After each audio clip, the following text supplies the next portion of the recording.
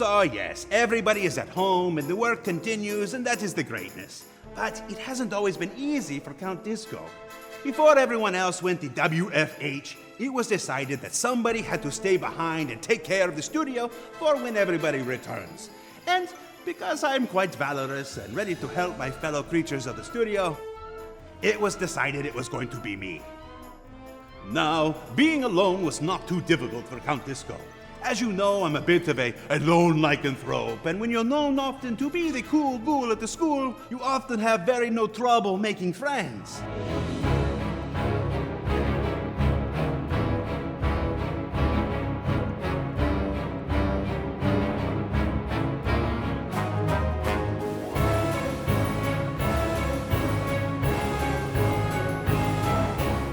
Of course, the last episode did do pretty well. Igor was here and we showed off, of course, all the things that we have seen, and it was so terrifying to everybody that watched it that it made the views very, very low. Wow, scary. Even though Halloween has come once again, I find myself not knowing if I have any terror left within me. It used to be that Halloween was the scary time. How are we supposed to go on with the pandemic and the work from home and the staying away from our werewolves? I know it's terrible. And now I haven't put on real pants in like 7 months. Where does Count Disco fit in when it seems like the world is already scary 365 days a year? Come on, Pico. Let me see you. Oh, it's a good Pico. Yes. How are you doing, Pico? What is that, Pico? It is time to make some real content. You're the boss. So, with that, the next order of business, we started by attempting to get the Will Weissbaum to reveal the secret twist ending to Squadron 42.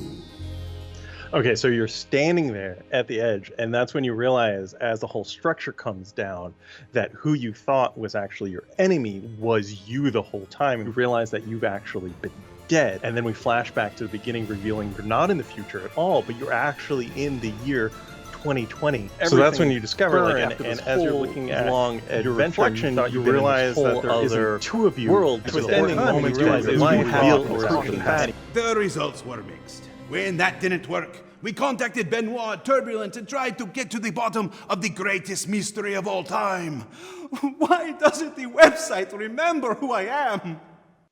Honestly, Disco, I've been trying to forget you for the past 5 years. We even tried a reality television spin by having the one and only Chris Roberts do our yearly performance review live for everyone to see.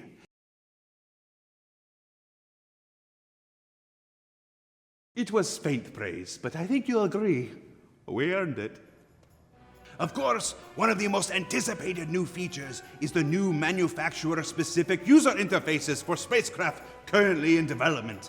So now let's take a very first look at the approved style soon to make its way to the Aegis ships, and the new functionality that will be coming along with them. I hear we'll finally be able to know what direction we're going. I'm going this way. The UI that you see on a movie like Iron Man or Avengers or whatever, that's designed to work for maybe 2 seconds on screen and to tie into the backstory. But when we're trying to translate that across, trying to hit that feeling, it is quite difficult because for the HUD, for example, there's something like 40 or 50 different pieces of information you've got to show. Functionality is our main thing, so we have to try and look at those movie ones and try to extract those elements but still apply them to the game UI. So where shall I start? Tell you what, I'll begin at the beginning. So we decided that the UI in the game is okay, but we really want to kind of up the quality bar on it. Aegis combat assist activated. We have a fairly comprehensive list of what we needed to be displayed on the HUD. What's there in game at the moment doesn't cover all of that. There were 2 major pushes towards getting the Aegis style right. The first of those, we kind of focused on the look mainly. So there's a lot of design considerations. For example, we want to make sure that everything's got a decent amount of space. Legibility is a big thing. If you've got text in there, it needs to be big enough to see. We also try and make similar things look similar. So if you have a button, it needs to look like a button. Also, we want to avoid things like overlaps. You don't want things to be on top of each other. And in general, with the new HUD as well, what we're trying to do is keep the flight information on the left and save the right-hand side for kind of mode-specific stuff. So during the design process for this phase, we took the opportunity to add in some much requested fan favourite features, such as having a compass, which will aid in navigation both in atmosphere and space, and between those two modes it's either relative to the planet or relative to the galactic plane, and a radar altimeter. So in game at the moment you do sort of have an altimeter, but it's only relative to the perfect Z0 height of the planet, so mountains aren't accounted for, whereas this will account for that. With the design doc in hand, we went ahead and made our second push on the concepts. Once we have the general look of it sketched out, then it's on to making the visual target. So we'll get the artist to come up with the final artistic look of it. And once everybody's happy with that, then we kind of punt it back to the designers and say, okay, is this working for you? And quite often, to start with, the answer is, no, it's not. So what they're interested in is that, hey, maybe it looks nice, but they really want to get across all the gameplay information. So we might tweak around the positions of a few elements, but it's things like make sure the fonts are big enough, make sure that the bars are strong enough. Then we pass that back to the artist, and there's kind of this cycle goes on for a little while. Well, the designers kind of give their feedback, and the artist kind of tries to address it, and eventually we get somewhere where everybody's happy. I think what we've ended up with after all this kind of concept and design work is something that's quite unique for a game, because it's been very well designed, and it's also had a lot of time visually to try and get it looking good. So if we look at the final concept, we'll go over some of the features that are there now.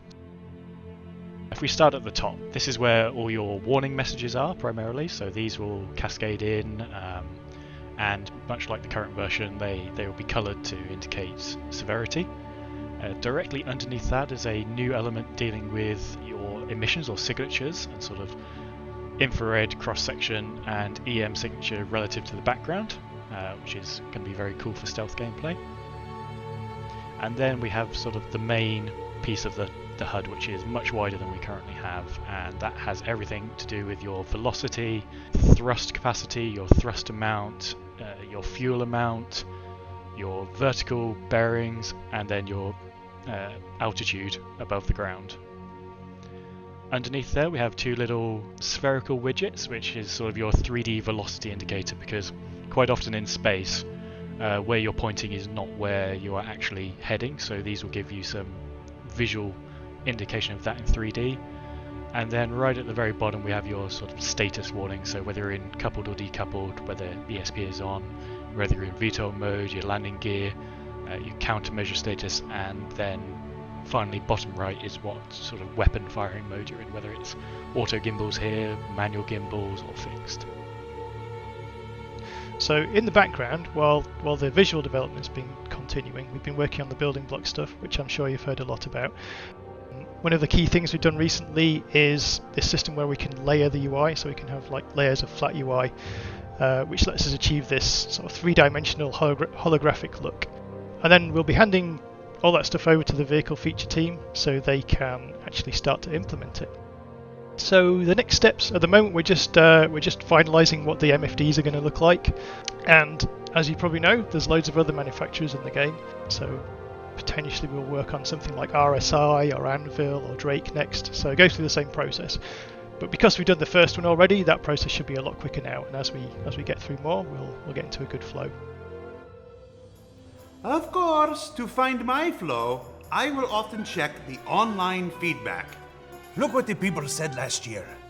This is so cringe. This is so cringe. This person is so terrified. They're cringing in terror. Yes, Count Disco is so cringe. He is the most cringe creature in the county. This next comment reads, "Don't ever do this again. They're begging me not to continue. But we will show them. Count Disco does not know how to listen." So yes, it is for the people's terror that I must go on. Of course, after a long while, food became a pressing concern. Searching the studio, Count Disco discovered a collection of potatoes being saved for Day of the Vara. And not knowing how long this quarantine would last, he knew he must make them last.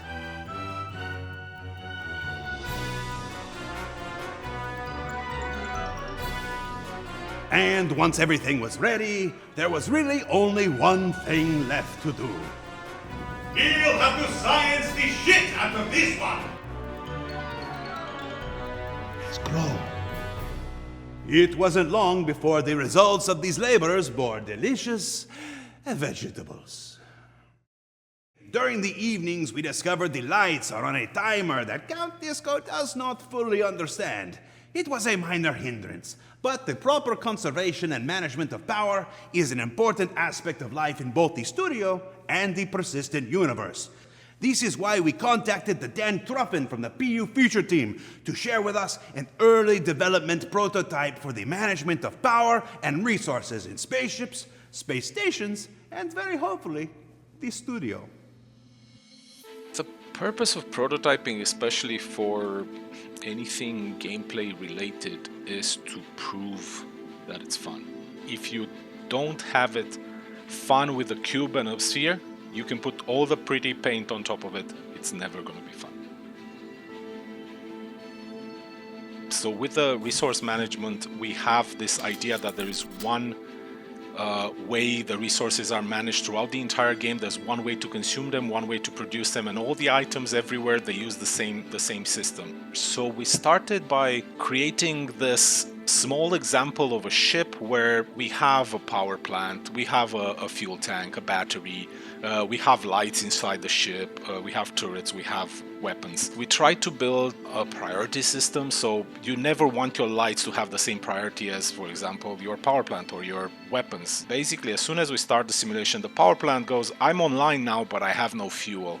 So all of this energy right now, the lights start draining the battery. If we put some fuel in the fuel tank, as soon as we put it in, the power plant starts going online, the battery starts replenishing because there's not that many consumers online. If I go, okay, let's say I set my weapons, my laser weapons to fire, as soon as I do that, there will be more drain on the energy. We can actually see we have a simulation of resources. We know we're producing this much power and we're requesting this much. We're running everything through exactly the same system. Now, same thing, let's say someone takes out our power plant because it got shut down or got sabotaged. Automatically now we're on battery power. It might go, okay, we don't need weapons now, we're going to turn them off. Lights, I only need the one in the front, so I'm conserving a bit of battery power until I can repair my power plant. Once I repair my power plant, this goes online and I can start turning stuff on again. And this was our first thing we did, where we built the ship, and we built this tool in a way that allows us to build different ship configurations. So as you can see, you can kind of understand the basic shape of a hammerhead. As soon as I turn on the simulation, we can see we have both power plants are starting to produce power. The fuel tank starts to get drained. The battery is on full capacity. We have these relays. Relays are a new concept that we're introducing in the ship in order for all those resources to travel from the fuel tank to the power plant, from the power plant to the battery, from the battery to the lights. Everything travels through these relays. Now, each relay you have on your ship is going to consume power. So the less you have, the more efficient you're going to be. The more you have you're going to be more redundant. For example, in this case, let's say someone sabotages this and they destroy this part. You can see already this part of the ship lost resources. If we lose this one, this power plant is off. Let's say now I need to start shooting. So I'm manning my turrets and they're shooting. I'm starting my hammerhead doesn't have these weapons exactly here. We're just trying to simulate a ship at this point. You will start notice my lights started going off because in the priority my lights are very low priority. If you look at the battery is starting to drain. Let's say at this point it reaches 0. It ran out. Now this turret is off, it doesn't have power. This one is not running at what we requested because there's only one power plant running right now. Now if I have a mechanic on board, he'll go, okay, this relay is broken, get power back to that power plant. As soon as we got power back to the power plant, we're starting to get our resources back, lights start going back online, we're back in business at this point. But let's say we have, I don't know, a smarter saboteur that goes, well, I kind of see how this ship is configured. I'm actually going to cut it in half. And this is usually like a worst case scenario. The system is smart enough to understand the idea that once a ship is cut in half, this front part of the ship has its own resource network, and this part of the ship is its own resource network. So it runs them independently. So everything in the back gets powered by these 2 power plants, but anything in front, it's completely dead because our battery is dead. As an engineer, your main goal is going to be to keep your ship as operational and as efficient as possible. So let's say now I'm transporting goods. I'm just moving from A to B. It's a pleasure cruise, no problem. I never want to travel like this. Each of these relays is going to be a drain on resources. So I'm going to turn this one off because I can turn this one off, and I can turn this one off, and power and resources still have a route to travel, and I'm still keeping everything online. I'm trying to minimize the number of things that I'm powering on the ship. So this would be a viable configuration in which I'm still keeping everything on the ship fully functional. But let's say I go into battle. With this configuration into battle, if I take a hit here and this gets shot or gets sabotaged, I instantly lost half of my firepower. So it's a good thing to use when you're not in danger. When you're in danger, you just switch stuff to a more redundant system. Besides this, with all the overclocking and setting power levels, setting resource levels for each items, setting priorities, I think that the engineer is going to be a crucial part of the ship. So this is where we are right now with this prototype. This is going to take quite some time to implement. This touches on a lot of systems. A lot of stuff will have to get refactored, but we're hopeful that once this reaches the live environment, this is going to make the game so much better for everyone involved. Well, the future of resource management for spaceships in the persistent universe seems like it's going to be a very robust and rewarding experience for engineers and pilots alike. But alas, it is time to let you go. Yes, we have reached the end of our harrowing Halloween hunt. But if I learned anything this week, it is that it may not always be the easiest thing to find our motivations for each and every day. To remember the why that we do what the must. And for the others who need us to be brave, very especially when the world wants to be, well, scary. But if you're like me, we can find what we need in the shared purpose to explore the creation of the most ambitious space game of all time, and in our growing community of friends who join with us to make it all possible. Now, I don't know how much longer things will be like this, but rest assuredly that when the time is right, the studio will be found in very good hands. These hands, they're good. For the easy hab of horror, I am Count Disco. Until the next time.